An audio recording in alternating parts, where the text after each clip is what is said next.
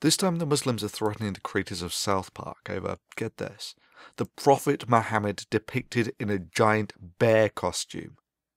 Sure, South Park depicted Muhammad back in 2001 without incident. Then about 4 years later on came the Danish cartoon incident, where the Islamic nations decided that their Dark Age laws about anyone who draws the Prophet Muhammad should be put to death should be enforced on the rest of the world, and in the ensuing tantrum over 100 people died worldwide. Over 100 people died because of that. And now, seeing as South Park recently depicted Muhammad in disguise as a giant bear, they decided to oh so generously warn the creators of South Park that they will end up like Theo Van Gogh. You know, the unarmed guy who was cycling to work before he was shot 8 times, then stabbed and then had his head cut off, simply because he made a film critical of Islam. Bravo on a prime example of why your religion has no place in the first world. You see, all that barbaric stuff in the Quran about cutting off arms, legs, tongues, heads and so on, Sharia law you call it. You know, all that stuff that you actually enforce in the Middle East about stonings and whatnot. There's similar stuff in the Bible, you know, utterly destroy those who don't buy into the religion and stone disobedient children and whatever. However, ultimately, after 1,500 years of acting very much as you do now, it was convinced in the Enlightenment that that really wasn't the way forwards. Mankind moved forward out of the age of religion and into the broad sunlit uplands of the age of reason and the first world, and it's never looked back since. I mean, let me make this absolutely clear. The computer that you're sitting in front of watching this video on is a symphony of the fruit of scientific naturalism. You want to live in the first world? You want to live in the age of reason and taste its sweetmeats? That's really not a problem.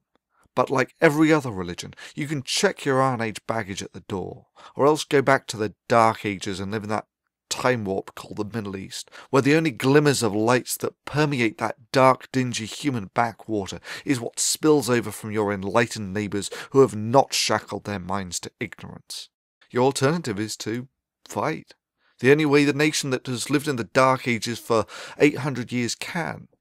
By terrorism. We're commanded to terrorize the disbelievers. And this is a religion, like I said. You're commanded to terrorize the disbelievers? The Quran says very clearly in the Arabic language, Torhibuna. This means terrorize them. It's a command from Allah. You know, like that Van Gogh guy you killed. Yeah, stabbing and shooting an unarmed man.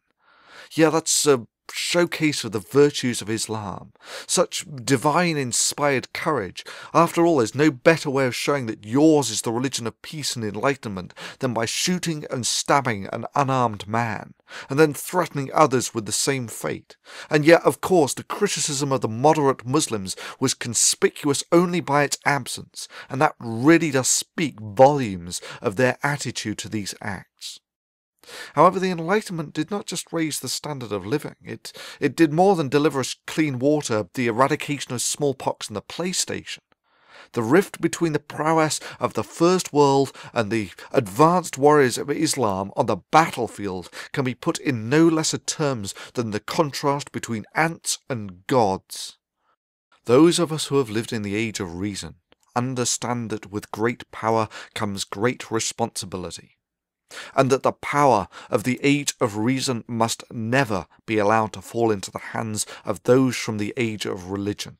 For there is no doubt in my mind that if such power were delivered into the primitive hands of a theocracy, that genocide of the infidel and doing Allah's work would be synonymous terms.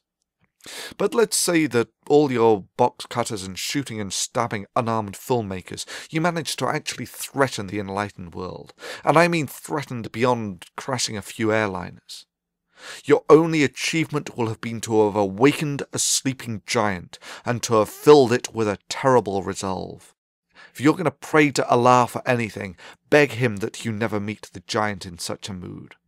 For your continued existence is entirely at the discretion and goodwill of the giant, and that it is all that stands between you being granted continued existence and you receiving yourself the self-same judgment that you would so zealously impose on the rest of the world if only you had the power. So it comes down to the question of your vicious and petty threats against a cartoon creator. That is, your attempt to limit free speech through intimidation. Well, I cannot speak for them, but I can speak for myself, and to those who live in the age of religion I say this. This is the blasphemy that you find so offensive. This is the Prophet Muhammad depicted as a squirrel in slow motion. I did this. Your move. Do your worst, for even your worst will serve as nothing but a catalyst to strengthen the walls of the Age of Reason, to awaken the giant. Even if you strike your hardest blow, its operationally insignificant effects will simply make us more powerful than your Dark Age minds can fathom. All you can do is set these words to resonate down the halls of eternity. You see, you cannot shoot words, you cannot behead an idea, and you cannot intimidate concepts, and if you try, the fulfillment of your worst threat will serve as nothing but an icon, written in the blood of the free, that you have no place in the first world.